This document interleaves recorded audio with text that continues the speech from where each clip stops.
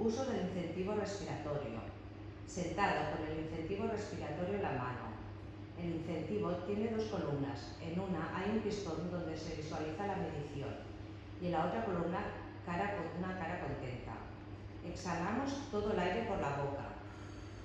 Introducimos la boquilla del incentivo dentro de ella e inhalamos todo lo que nos sea posible, de forma que el pistón de la columna donde se visualiza la medición va subiendo hasta llegar donde sea posible, y en la bolita que se encuentra en la otra columna queda reflejada la cara contenta y progresando en función de su tolerancia. Realizar 10 respiraciones 3 veces al día. En caso de dudas, consultar con su fisioterapeuta.